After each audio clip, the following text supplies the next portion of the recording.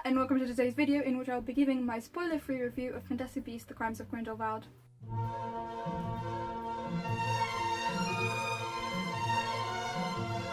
To start off with, I will say that I actually got to see it on Wednesday as part of the Fantastic fan event double bill screening, and it was amazing.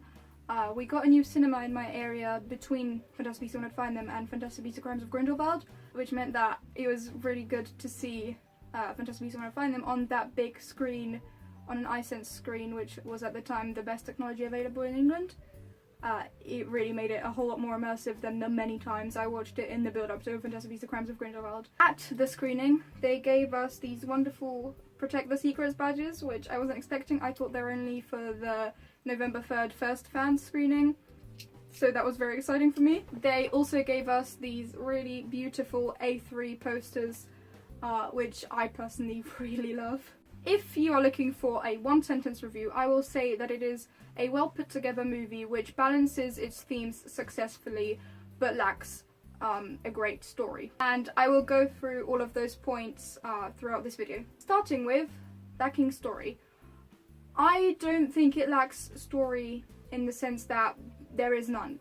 I just think that for many people who are casual cinema goers as opposed to Wizarding World fans, that story could have been condensed into about an hour rather than 2 hours and 14 minutes.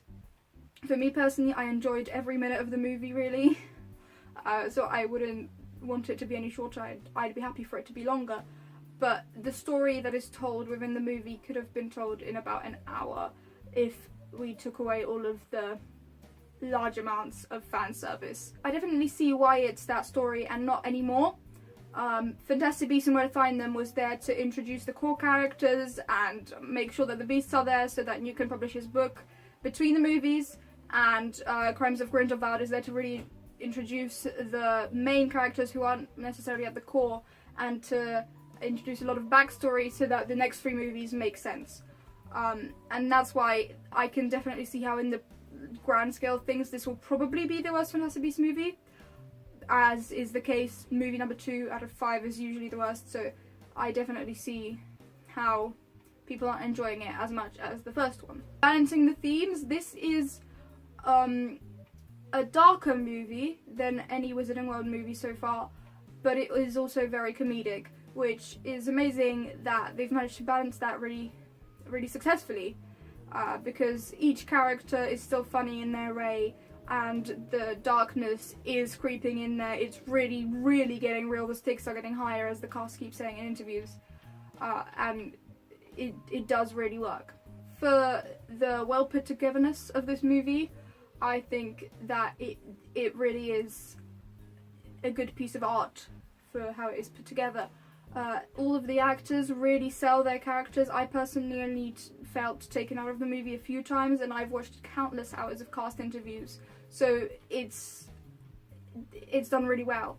The CGI was really good most of the time. The Matagos didn't get a makeover since the San Diego Comic-Con trailer, so they still look a little bit video game-ish, but mostly the CGI is really good, and there are a few scenes which I felt were maybe shortened to keep the costs lower, but they could also, I can see how they didn't need to be longer for the purpose of the story, but it would have been nice to have them longer to really just really save them in, but the CGI could have taken the cost up a lot. The soundtrack by James Newton Howard is not the best movie soundtrack, but it is a really good one and it really matches this movie. I can see how all of the songs fit into which places. I could even name them after listening to the soundtrack twice and then seeing the movie, so they were quite memorable. However, it does rely on Hedwig's theme by John Williams a little bit too much. I think there are a lot of what I would call covers of Hedwig's theme throughout it. The little melody that is Hedwig's theme is repeated quite a few times. And the cinematography is brilliant. It really is. There are a lot of close-up to faces shots, which aren't the most common in the Wizarding World, so that was new. And a few more experimental things from the Wizarding World were really explored more. There were many flowing shots which aren't the most common in the Wizarding world, as I said. The most popular, most common, most well-remembered one is probably the Battle of Hogwarts, and at the end of Fantastic Beasts Where to Find Them, where it flies from New York down into the subway again to all the characters' faces. I feel like those two are the most prominent in the Wizarding world, but there were a lot more of these here, and there were also a lot more perspective shots, which I think the most prominent in the Wizarding world before were the times where Voldemort was getting into Harry's head, but there were a lot of these, and that was really cool to see and exciting because you got to see it from the character's perspective. The new actors had a more difficult job than the old actors, I'd say, because they had to introduce their character to us, and they mostly did a really good job. Some characters lacked character, unfortunately. I don't know if it's a spoiler to say this, skip 10 seconds if you would consider something like this a spoiler. I don't think Nagini has that much of a character, though I can understand how her character will be developed in the future 3 movies. But Joseph Kammer's character had a good character. Nicholas Flamel was great to see on screen, though that is kind of fan service. Bunty was cool to see, though she's really just there to be Newt's assistant to do anything. Dumbledore was really good, as they kept saying it's the man Dumbledore is before he's the iconic Dumbledore, and I think they did a pretty good job at that. Grindelwald is exactly what he was said to be in all the cast interviews. Very manipulative, and that's the way he's scary. He did kill a few more people than I'd expect him to. No, not many of significance, but they were saying that Grindelwald doesn't kill just to kill. He kills if it helps his cause. But he did get, I guess, his henchmen to do it.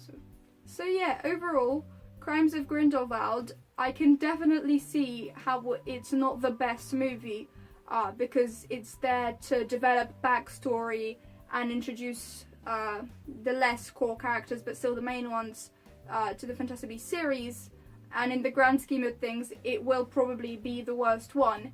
But for the moment, it's excitement that has been developed over a long period of time, as I described in this video, and it's just the way it's put together is really good, and it's a good movie from that point of view, but the casual cinema goer won't enjoy it as much, nowhere near as much as a Wizarding World fan, definitely, because there is a lot of fan service. Thank you ever so much for watching this video. I really do hope that you enjoyed it. I will see you in the next one. Bye!